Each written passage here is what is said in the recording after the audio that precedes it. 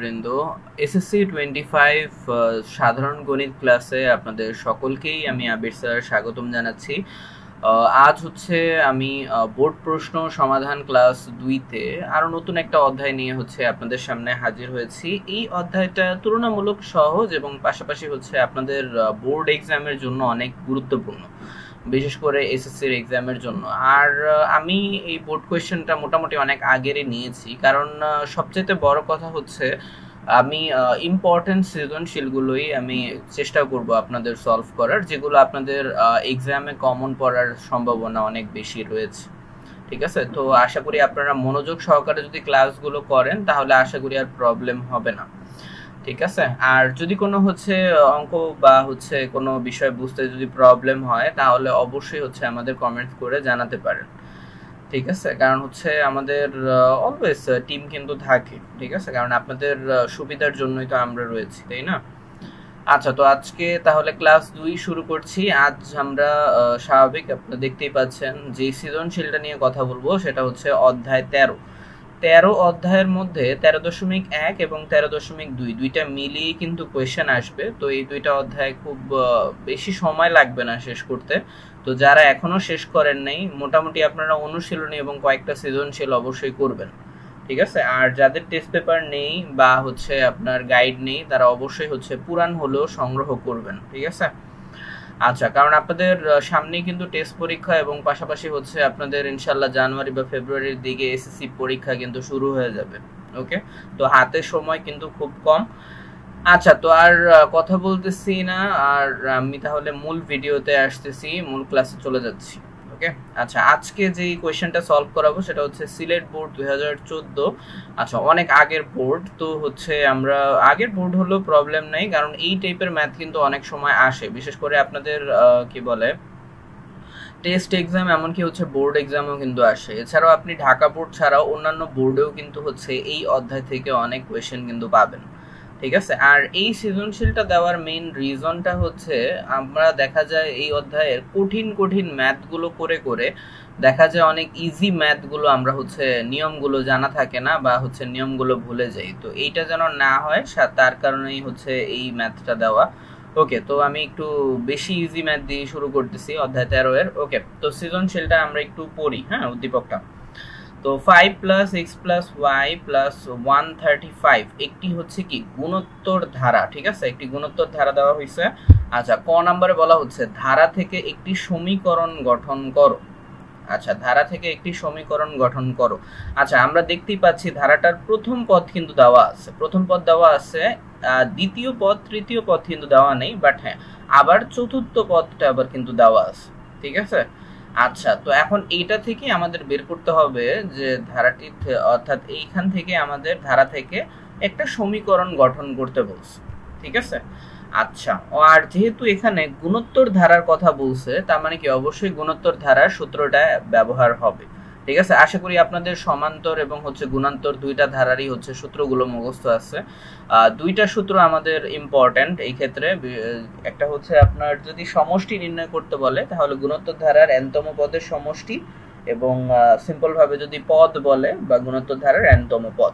ঠিক আছে, আচ্ছা, তো আমরা ক নাম্বারের কোয়েশ্চেনটা হচ্ছে সলভ করতেছি। ঠিক আছে, ক নাম্বার কোয়েশ্চেনটা সিম্পল ভাবে আমরা লিখবো যে 5 plus X plus Y equal to 135 বলছে। হ্যাঁ, আচ্ছা, তো এখন আমরা হচ্ছে সিম্পল ভাবে আমরা জানি যে ধারাটির প্রথম পদ আমরা দেওয়াই আছে। ধারাটির প্রথম পদ কত? এই যে 5, তাই না? 5 হচ্ছে আমাদের ধারাটির প্রথম পদ। তাহলে আমরা লিখতে পারি ধারাটির প্রথম পদ আমরা জানি কি সব সময় a দ্বারা প্রকাশ করা হয়, তো a ইকুয়াল টু 5। তো প্রথম সংখ্যাটাই কি অবশ্যই হবে আমরা জানি কি প্রথম পদ। তো ধারাটির প্রথম পদ আমরা লিখবো যে এখানে ধারাটির প্রথম পদ a ইকুয়াল টু 5। আচ্ছা, দেন হচ্ছে আমরা সাধারণ যে অনুপাত আছে, সাধারণ অনুপাত আমরা নিজের মতো করে ধরে নিব। ঠিক আছে, যেহেতু সাধারণ অনুপাত দেওয়া নেই, কারণ আমরা গুণোত্তর ধারাতে কি করতাম, সাধারণ অনুপাতের জায়গায় দ্বিতীয় পদ থেকে প্রথম পদ আমরা ভাগ করে যেটা বের হইতো সেটাই হচ্ছে কি আমাদের সাধারণ অনুপাত হইতো। ঠিক আছে, বাট যেহেতু এখানে দ্বিতীয় পদ এবং তৃতীয় পদও দেওয়া নেই, তো এই জন্য আমরা কি করব, আমরা জাস্ট সাধারণ অনুপাতটা ধরে নিব। এখন অনুপাতটা আপনারা যে কোনো লেটার ধরে নিতে পারেন, অর্থাৎ সিম্পল ভাবে যদিও গুণোত্তর ধারার সাধারণ অনুপাত আর দ্বারা প্রকাশ করা হয়, বাট আমি এখানে কিউ দিয়ে করেছি। ঠিক আছে, তো কিউ আপনি ধরলেও পারবেন, সমস্যা নেই। আচ্ছা, তো সাধারণ অনুপাত কিউ, এরপর হচ্ছে দেন আমাদের যেটা সিম্পল ভাবে দেওয়া আছে, অর্থাৎ ধারাটার চতুর্থ পদ সিম্পল ভাবে দেওয়া আছে। তো ধারাটির চতুর্থ পদ যেহেতু দেওয়া আছে, তো চতুর্থ পদের সূত্রটা আমরা জানি অবশ্যই গুণোত্তর ধারার। তো গুণোত্তর ধারার চতুর্থ পদ এ কিউ 4 - 1, এটা আমরা সিম্পল ভাবে গুণোত্তর ধারার n তম পদের সূত্র নিয়ে পাইছি, অর্থাৎ n তম পদের সূত্র হচ্ছে A R n - 1, A R power of n - 1, এটা হচ্ছে গুণোত্তর ধারার n তম পদের সূত্র। ঠিক আছে, এটা আশা করি সকলেরই মনে আছে। তো ওই সূত্রটাই আমরা হচ্ছে এই যে এইখানে অ্যাপ্লাই করেছি। ঠিক আছে, অর্থাৎ এ আর n - 1। এখন n এর মান আমরা কি জানি, চতুর্থ পদ যেহেতু, সেহেতু কি 4 - 1। এখন 4 এর থেকে 1 চলে গেলে অবশ্যই থাকে কি 3, এজন্য এ কিউ 3। ঠিক আছে, ওকে, এ কিউ 3। Okay fine. তো এখন আমরা হচ্ছে ওকে, তো এখন আমরা হচ্ছে চতুর্থ পদ হচ্ছে মোটামুটি আশা করি আমরা নির্ণয় করতে পেরেছি। আর এখানে এ কিউ 3 যেহেতু আছে, দেন এ এর মান কিন্তু অলরেডি আমরা 5 কিন্তু পেয়েছি। এখন এ কিউ 3 যেহেতু, এজন্য আমরা এর পরিবর্তে আমরা 5 লিখেছি। ঠিক আছে, কারণ ধারাটির প্রথম পদ ছিল কি 5, তাই না, এ সমান 5। তো এখানে 5 কিউ কিউ কিউব হয়েছে। ঠিক আছে, আপনি 5 আর কিউবও দিতে পারেন, সমস্যা নেই। আচ্ছা, তো এখন আমরা জাস্ট শেষের অংশটুকু দেখি। এখন সিম্পল ভাবে আপনার 5 কিউ কিউব ইকুয়াল টু 135 যে আমাদের ইয়া ছিল চতুর্থ পদের, তো জাস্ট সেটা আমরা লিখবো। দেন হচ্ছে নির্ণয় সমীকরণ এ কিউ কিউব ইকুয়াল টু 135। ঠিক আছে, আচ্ছা জাস্ট তাহলেই হচ্ছে হবে। আচ্ছা, তো আশা করি আপনারা বুঝতে পেরেছেন বিষয়টা। ওকে, সো আশা করি আপনারা হচ্ছে বুঝতে পেরেছেন। তো প্রশ্ন মতে তো এইটাই হচ্ছে জাস্ট সিম্পল ভাবে লিখে দিলে হবে। তো এইটাই হচ্ছে আমাদের সমীকরণ। আপনারা চাইলে হচ্ছে এটাকে সমীকরণে গঠন করতে পারেন, এভাবে দিয়ে দিলেও হবে। ঠিক আছে, বা সিম্পল ভাবে এখানে এমনি দিলেও হবে যে নির্ণয় সমীকরণ। ওকে ওকে, তো এখন আমরা যাচ্ছি পরবর্তী যে ম্যাথটায় সেখানে, অর্থাৎ পরবর্তী ম্যাথ আমাকে বলেছে যে এক্স ও ওয়াই এর মান নির্ণয় করতে, অর্থাৎ এই যে এই এক্স এবং হচ্ছে ওয়াই, এই দুইটার মান আমাদের বের করতে হবে। ওকে, সো আমরা একটু দেখব যে এটা আমরা কিভাবে নির্ণয় করতে পারি। ওকে ফাইন, আচ্ছা দেখি তাহলে। তো আমরা খ নাম্বারের সমাধান করতেছি, এক্স ও ওয়াই এর মান নির্ণয় করতে বলছে। আচ্ছা, কিন্তু আমরা বাকি অংশ কিন্তু পেয়ে গেছিলাম, অর্থাৎ হচ্ছে ধারাটার প্রথম পদ এবং হচ্ছে চতুর্থ পদ কিন্তু আমরা অলরেডি নির্ণয় করে ফেলছি। তো এই জন্য হচ্ছে আমাদের এখন আশা করি বের করতে ইজি হবে, কারণ এক্স হচ্ছে দ্বিতীয় পদ আর ওয়াই হচ্ছে কি তৃতীয় পদ। তো দ্বিতীয় এবং তৃতীয় পদের সূত্রটা অ্যাপ্লাই করলে হবে। তার আগে জাস্ট আমরা হচ্ছে কিছু অংশ ভাঙায় নিব, অর্থাৎ এই যে ক হতে আমরা পেয়েছিলাম কোনটা, এই যে ক হতে আমরা এ কিউ কিউব ইকুয়াল টু 35 পেয়েছিলাম। ঠিক আছে, আচ্ছা, অর্থাৎ এই যে এইটা পেয়েছিলাম, অর্থাৎ 5 কিউ কিউব ইকুয়াল টু কি 135, এটা পেয়েছিলাম, তাই না। আচ্ছা, তো জাস্ট হচ্ছে আমরা ক হতে পাই এটা আমরা অবশ্যই লিখবো। তো এই যে এই অংশটাই হচ্ছে আমরা আবার এখানে লিখছি, অর্থাৎ ক হতে পাই যেটা। আর দেন হচ্ছে যেহেতু এটা 5 কিউব গুণ অবস্থায় আছে, তার মানে কি অবশ্যই সাইড চেঞ্জ করলে ভাগ হয়ে যাবে। তো 135 কে যদি আমরা 5 দ্বারা ভাগ করি তাহলে আসছে কত 27। ওকে, তো দেন হচ্ছে আমরা কিউব কেও হচ্ছে 27 কে হচ্ছে ভাগ করতে পারি কিউব দ্বারা, যেটা হচ্ছে 3 যদি কিউব করি, অর্থাৎ 3 যদি তিনটা থাকে আমাদের 3 3 3, অর্থাৎ 3 3 9 এবং 3 9 27। তো এই জন্য কি 3 কে যদি কিউব করি তাহলে 27 কে আমরা ইজিলি ভাঙাতে পারি। তো এই জন্য হচ্ছে কি আমরা এখানে 3 কিউব করছি। ওকে 27। আচ্ছা, দেন হচ্ছে দুইটাই গুণ অবস্থায় আছে, তার মানে যদি এটা অপোজিটে চলে যায় ভাগ অবস্থা হয়ে গেলে যেটা কাটাকাটি হয়ে যায়। তো এই জন্য 3 3 উঠে যাচ্ছে। তো যেহেতু হচ্ছে কি আমরা কিউ সমান 3 পেয়ে গেছি। ঠিক আছে, অর্থাৎ আমরা কিন্তু সাধারণ অনুপাতেও পেয়ে গেছি, আর ধারাটার প্রথম পদ অলরেডি আমাদের বের করা আছে। তো মোটামুটি আমরা সকল মানই পেয়ে গেলাম। এখন আমাদের এক্স এবং ওয়াই এর মান বের করাটা অনেক সহজ হবে। ঠিক আছে, আচ্ছা, তো এখন আমরা লিখতে পারি যে ধারাটির দ্বিতীয় পদ এক্স ইকুয়াল টু, এই যে অবশ্যই দ্বিতীয় পদের সূত্রটা কি, এই যে এটা, অর্থাৎ এ আর এন এর পরিবর্তে কি হবে, দ্বিতীয় পদ যেহেতু 2 - 1, তাই না। এই যে এখানেই হচ্ছে কি এ আর 2 - 1 এভাবে দিলেও হবে। তো এ কিউ 2 - 1 যেহেতু আমি কিউ ধরছিলাম সাধারণ অনুপাত, তো এ আর 2 মাইনাস 1 ইকুয়াল টু, এখন হচ্ছে কি 2 থেকে 1 চলে গেলে অবশ্যই 1 থাকে। এখন এ এর মান আমরা পাইছিলাম কত 5, আর কিউ এর মান কত পাইছি 3, অর্থাৎ 5 আর 3 যদি আমরা গুণ করে দিই তাহলে আসতেছে কত 15। ঠিক আছে, তো এই হচ্ছে আমাদের অ্যান্সার। আচ্ছা, এরপর ধারাটার তৃতীয় পদ যেটা আমাদের বের করতে বলছিল, তৃতীয় পদ হচ্ছে আমরা দেওয়া ছিল y ইকুয়াল টু, এখন তৃতীয় পদের সূত্র কি অবশ্যই এ আর, এই যে n এর পরিবর্তে কি হবে 3 মাইনাস 1, তাই না? ঠিক তেমনি ভাবে যদি চতুর্থ পদ বের করতে বলতো তাহলে আমরা কি দিতাম 4 মাইনাস 1 দিতাম, তাই না? আচ্ছা, এ কিউ স্কোয়ার, তো এটা সিম্পল ভাবে আমাদের আসে 3 এর থেকে 1 চলে গেলে থাকে 2।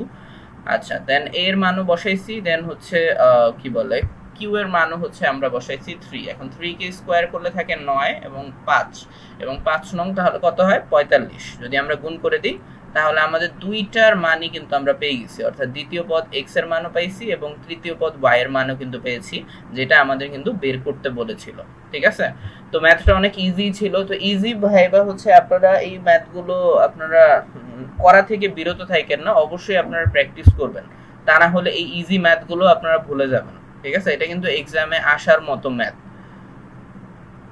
ওকে, তো এখন আমরা গ নাম্বারের সলভ করাবো। গ নাম্বারটা একটু দেখি, গ নাম্বারে কি বলছে।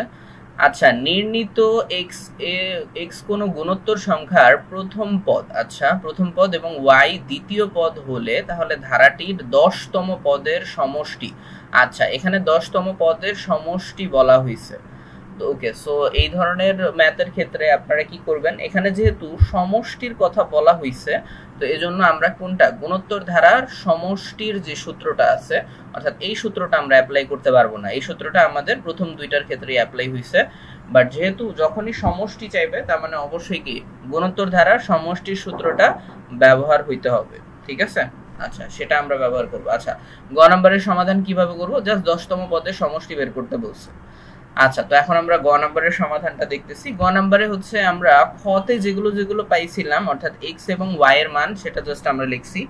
আচ্ছা, দেন কারণ হচ্ছে আমরা প্রথম পদ এবং সাধারণ অনুপাত দুইটি তো আমরা পেয়ে গেছিলাম, তাই না? তো এই জন্য আমাদের বের করতে এত সমস্যা হবে না। তো খ হতে পাই এক্স সমান 15 এবং ওয়াই সমান হচ্ছে কি 45। তাহলে ধারাটার প্রথম পদ আমরা জানি কি এ সমান আমাদের কত আছে 15 আছে, তাই না? ধারাটার প্রথম পদ তাহলে কত 15। আচ্ছা, কারণ অলরেডি হচ্ছে কি আমাদের ছিল ধারাটার প্রথম পদ কি অবশ্যই 15।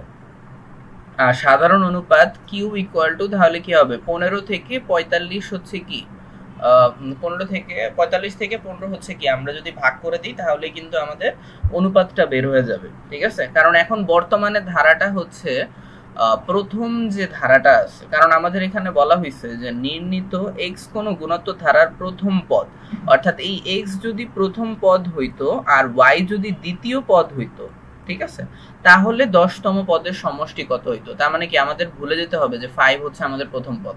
এখন প্রথম পদ ধরতে হবে এক্স এবং ওয়াই কে, অর্থাৎ সহজ ভাষায় বলতে গেলে এখন ধারাটা হবে যেহেতু আমরা পাইছিলাম যেহেতু আমরা 15 এবং 45 পাইছিলাম, তার মানে বর্তমান ধারাটা হবে কিছুটা এইরকম, অর্থাৎ প্রথমে হবে 15, এরপরে হবে 45।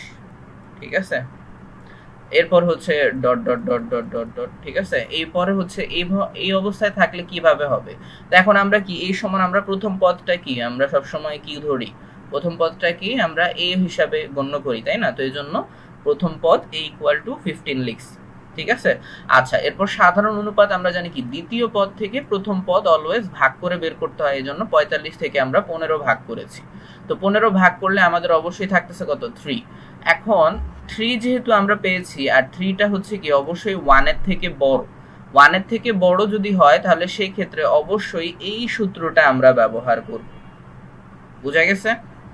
আচ্ছা, যদি 1 এর থেকে বড় হয় তো মোটামুটি এইগুলো তো আমরা তো সবাই জানি। ঠিক আছে, বাট যেহেতু হচ্ছে যদি ঋণাত্মক আসতো যদি সাধারণ অনুপাতের মান, তাহলে সেই ক্ষেত্রে হচ্ছে কি এই প্রায় সেম সূত্রটাই বসতো, বাট হচ্ছে কি এই কিউ ওয়ানটা ওই পাশে চলে যেত, ওয়ানটা এই পাশে চলে যেত, বাট 1 মাইনাস কিউ থাকতো, আর হচ্ছে জাস্ট বাকিগুলো যেমন ছিল তেমনই থাকতো। ঠিক আছে, অর্থাৎ যদি আপনার ঋণাত্মক যদি আসে, অর্থাৎ সহজ ভাষা বলতে গেলে 1 এর যদি কম আসে যদি অনুপাতের মান, তাহলে হচ্ছে এই সূত্রটার কিউ ওয়ান ওই পাশে চলে যাবে, ওয়ানটা এই পাশে আসবে। ঠিক আছে, মানে একটু উলট পালট হবে, সুইচ হবে, জাস্ট এই ওয়ানটা এই পাশে কিউটা ওই পাশে। ঠিক আছে, যদি আপনার 1 এর থেকে কম হইতো অনুপাতের মান, বাট যেহেতু আমরা 3 পেয়েছি, 3 একটা কি ধনাত্মক সংখ্যা, যার কারণে আমরা এই সূত্রটা ব্যবহার করছি। আর দেন আমাদের 10টি পদের সমষ্টি যেহেতু ব্যবহার করতে বলছে, বের করতে বলছে, তো এই জন্য কি n সমান আমরা মান লিখছি কত 10। আচ্ছা, তো সমষ্টির সূত্র আমরা হচ্ছে কি সিম্পল ভাবে লিখছি সমষ্টির সূত্র, এখন জাস্ট মানগুলো বসান তাহলেই হবে। তো a এর মান আমরা পেয়েছি 15, দেন হচ্ছে q অর্থাৎ সাধারণ অনুপাত কত পেয়েছিলাম, এই যে 3, দেন 3 লেখা হয়েছে। এখন যেহেতু 10তম পদের সমষ্টি, তার মানে কি অবশ্যই উপরে এই n এর পরিবর্তে 10 বসবে, ঠিক আছে, -1 এরপর যা আছে তা, এরপর q এর মান 3 -1, নিচে অবশ্যই 3 থেকে 1 চলে গেলে অবশ্যই থাকে 2, আর দেন 15 থেকে বাকি অংশটা প্রথমে আপনারা এটা মাইনাস করবেন, হ্যাঁ, অর্থাৎ এই দুইটা আগে মাইনাস করবেন, দেন হচ্ছে 15 দ্বারা গুণ করবেন। কারণ অনেকে আছে ডাইরেক্ট করে দেয়, না ডাইরেক্ট করবেন না, আগে একটা অংশ মাইনাস করে তারপরে হচ্ছে আপনারা গুণ করবেন, অর্থাৎ 15কে দেন হচ্ছে অত দ্বারা গুণ করে দেওয়া হবে, দেন হচ্ছে আমরা 2 দ্বারা ভাগ করে দিব, দেন আমাদের অ্যান্সারটা বের হয়ে যাবে, ঠিক আছে। তো এটি হবে আমাদের 10টা পদের সমষ্টি। ওকে, তো আশা করি হচ্ছে ম্যাথটা আপনারা ইজিলি ভাবে বুঝতে পেরেছেন। আমি যতটা সম্ভব চেষ্টা করেছি আপনাদেরকে অনেক বিস্তারিত ভাবে এক্সপ্লেন করার। তারপরে যদি আপনারা কোনো অংশে যদি না বুঝে থাকেন তাহলে অবশ্যই কমেন্টে জানাতে পারেন, তো আমি চেষ্টা করব এই টাইপেরই হচ্ছে আরো ম্যাথ দেওয়ার। আর এছাড়াও আমি হচ্ছে প্রতিনিয়ত নতুন নতুন চ্যাপ্টারগুলো নিয়ে, যেগুলো হচ্ছে মোটামুটি আপনাদের এক্সামের জন্য গুরুত্বপূর্ণ বেশি, আমি সেগুলোই করাবো। কারণ হচ্ছে আপনাদের টোটাল যে ম্যাথের যে 17টা অধ্যায় কিন্তু লাগবে না আপনাদের A প্লাসের জন্য, ঠিক আছে। বাট যেগুলো গুরুত্বপূর্ণ আমি সেগুলোই করাবো। আপনার যে বোর্ডেরই হোক না কেন, আশা করি আপনাদের ম্যাথের এক্সামে আপনাদের অনেক কমন পড়বে এবং কাজে আসবে, ঠিক আছে। আচ্ছা, তো আজ আমি আবির স্যার এখানে বিদায় নিচ্ছি। নেক্সট ক্লাস ইনশাল্লাহ দেখা হবে ক্লাস 3-তে। ততক্ষণ পর্যন্ত আল্লাহ হাফেজ সকল।